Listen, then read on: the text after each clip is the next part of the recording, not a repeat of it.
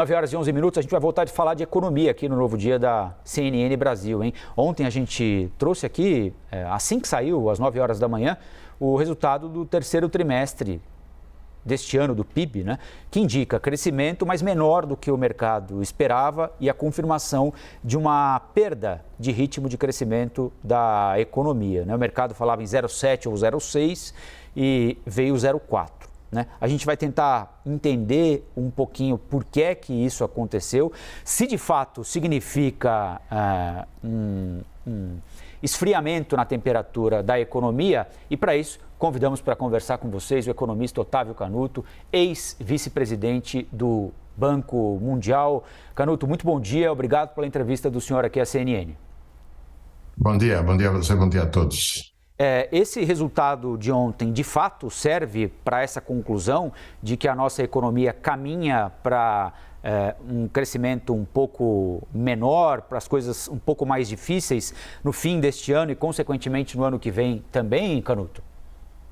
Olha, a verdade é que, embora tenha vindo um pouco abaixo do esperado por analistas e pelo consenso de mercado, mas já se esperava no terceiro trimestre um ritmo menos acentuado que nos anteriores, porque várias das bondades que haviam sido estabelecidas antes da eleição se esgotaram, né? O saque antecipado do 13º, a questão do uso do acesso a benesses e assim por dentro, então já se esperava mais ou menos uma desaceleração. A verdade é que o desempenho no ano até que foi bem melhor do que o que se esperava no início do ano, né? A rigor, as previsões eram bem piores. Mas agora o que se coloca à frente é esperar para ver justamente para onde vai a proposta de política econômica do próximo governo. Então, Canuto, a gente está em meio a uma discussão importante, é exatamente essa que você colocou, né? O tamanho da PEC da transição, se vai ser de 200, o que parece muito improvável, né? Talvez não chegue nem à metade disso, um pouco mais, um pouco menos.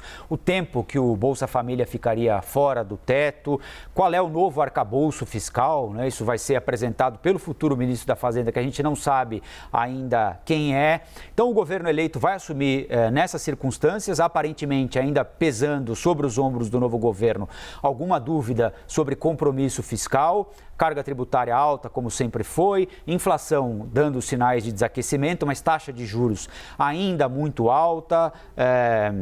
Qual é a perspectiva que você vê para o curto e médio prazo para a nossa economia? O que é que o governo que está chegando tem de fazer para conseguir trilhar um caminho de sucesso, Canuto? Olha, primeiro, achar um meio termo entre os compromissos que incluem manter o Bolsa Família como está, de uma maneira que seja compatível legalmente com o arcabouço em vigor. E segundo, propor um novo arcabouço que seja crível e que, portanto, não altere as perspectivas de fiscais de médio e longo prazo a ponto de mexer com a taxa de juros cobrada pelos credores, né? É um equilíbrio que vai ter que ser encontrado pelo novo governo. A qualidade do novo arcabouço fiscal a ser proposto vai importar muito. Lembrando que um novo arcabouço fiscal vai exigir mudanças legais e, portanto, não é crível que a gente já o tenha em vigor no ano que vem, né? Isso a gente está falando de algo para 2024 em diante, e em 2023 nós vamos ter o que temos, que é o teto ajeitado, mais uma vez, para caber a despesa com Bolsa Família. É esse cenário onde vai se desenhar a perspectiva de juros. O Banco Central vai evidentemente, ter uma margem de reduzir juros quando a inflação cair, dependendo exatamente de para onde for a perspectiva, a percepção do caminho fiscal, né? A decisão de política monetária também tem que levar em conta isso. A bola está com a definição do novo arcabouço fiscal e a correspondente credibilidade. Otaviano, a Priscila Asbeck, nossa analista de economia, quer fazer uma pergunta também. Oi, Priscila. Oi, Colombo, bom dia de novo. Canuto, obrigada pela entrevista. Queria aproveitar a tua experiência no Banco Mundial, em relações internacionais, para te perguntar um ponto específico do PIB, que é a questão dos investimentos, né? Os investimentos estão no menor patamar desde 2013. Economistas falam sobre a possibilidade de, numa gestão de Lula, haver uma aproximação maior de outros países, uma diplomacia externa diferente da do governo Bolsonaro. Você acha que isso pode atrair investimentos para o país e como que isso pode acontecer? Quais são suas perspectivas? Tá. Tudo bem, Priscila. A rigor, nós temos mostrado uma taxa de investimento como proporção do PIB muito pequena, mesmo comparando com todas as demais economias emergentes. A gente, ao longo dos últimos 20 anos, até mais, mostramos taxas, nos bons momentos, nós apresentamos taxas de investimentos próximas de 20% do PIB. Para que você tenha uma ideia, países bem-sucedidos no desempenho para cima, como a Coreia do Sul e outros, mantiveram taxas de investimento próximas de 30% do PIB, tá certo?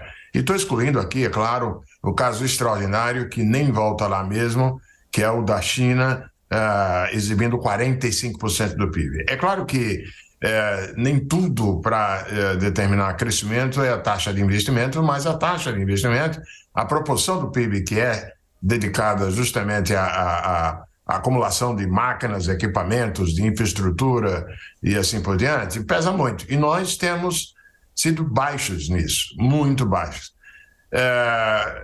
Um fator negativo para isso é o seguinte: o nosso setor público gasta muito como proporção do PIB, mas gasta mal nesse aspecto.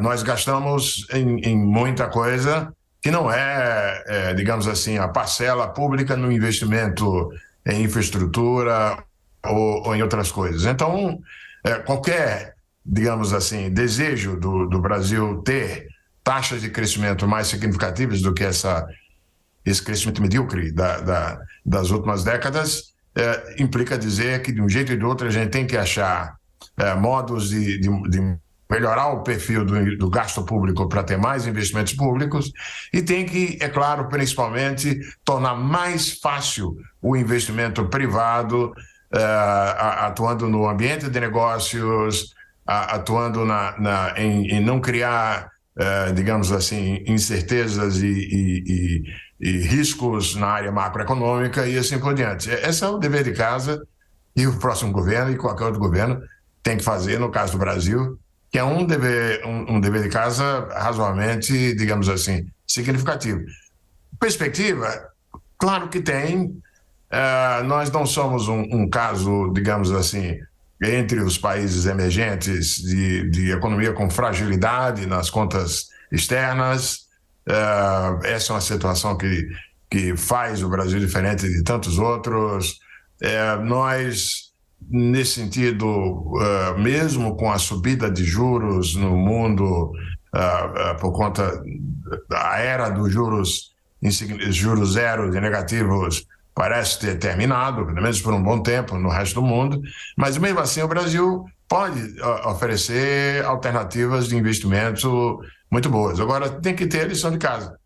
E fizemos alguma coisa nos últimos anos. As reformas vão ser importantes aí, reformas que assegurem, de um ponto de vista do investidor externo, que o país não vai entrar numa aventura fiscal, e acho importante também continuar limpando o terreno no ambiente de negócio brasileiro. A reforma tributária vai ser fundamental, tá certo? Uma reforma que simplifique o nosso sistema tributário, o que pode até compensar uma pequena elevação na carga tributária. A lição é essa, é uma lição que tem que ser feita pelo próximo governo. Otaviano, eu queria perguntar a você exatamente a respeito de reforma tributária. Ela foi, na semana passada, tida como prioridade do futuro governo. pelo Fernando Haddad, que vem sendo cotado aqui como o provável ministro da Fazenda, ou aquele que, pelo menos por enquanto, tem mais chance de assumir o cargo, né? E o projeto apoiado pelo governo eleito seria o desenvolvido pelo economista Bernard Api, abraçado por políticos como, por exemplo, o presidente do MDB, Baleia Rossi, né? É por aí o caminho da reforma tributária.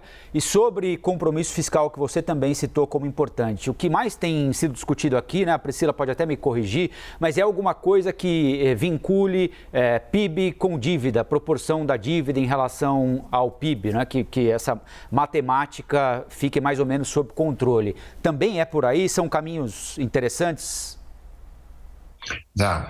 Duas coisas.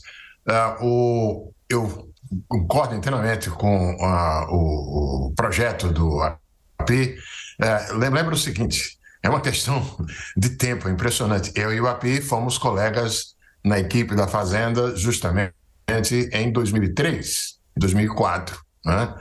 Quando estava claro, e o governo de então, que corresponde agora à versão 3, né, do governo Lula, tinha estabelecido a reforma tributária como uma prioridade. Agora, é a complexidade do nosso país, né? Algo que você, na superfície, tem um consenso, que precisamos ter um outro perfil no sistema tributário, mas na hora do vamos ver, tanto é que se passaram já 20 anos e não se fez, né? Pois bem, talvez as condições estejam maduras agora, inclusive até porque já há o projeto na Câmara, e eu espero que vá nessa direção. Seria excelente, sou suspeito nisso, porque acompanhei já o pensamento do Bernardo Api, já desde então, quando fomos colegas na Fazenda, né? Quanto à nova âncora fiscal, de fato, digamos, existem uma forma de ancoragem fiscal, pode bem vir a ser o estabelecimento de metas críveis para a proporção da dívida pública no PIB, não é? Porque, em última instância, o que importa, de um ponto de vista da percepção de fragilidade ou não das contas públicas, é se a dívida pode ser paga, se a dívida é dentro de supostos mais ou menos razoáveis, ter o seu serviço cumprido, né? Isso que importa, que faz com que os credores aceitem não ter que receber juros bem elevados, né? O diabo está nos detalhes, precisamos ver o formato específico que vai trazer, mas certamente ter metas de dívida PIB, inclusive que teriam implicações sobre os saldos primários, sobre os fluxos a cada ano, é um caminho possível. Outros países usam e não há por que isso não ser visualizado pelo Brasil de uma maneira tal que que contenha os prêmios de risco da dívida pública brasileira. Mas o diabo está nos detalhes. Sempre. Otaviano Canuto, ex-vice-presidente do Banco Mundial, nos ajudou muito aqui a entender o momento que estamos atravessando. Muito obrigado pela entrevista aqui para a CNN e um bom fim de semana para o senhor. Para vocês também. Um abraço. Muito obrigado. Bom dia.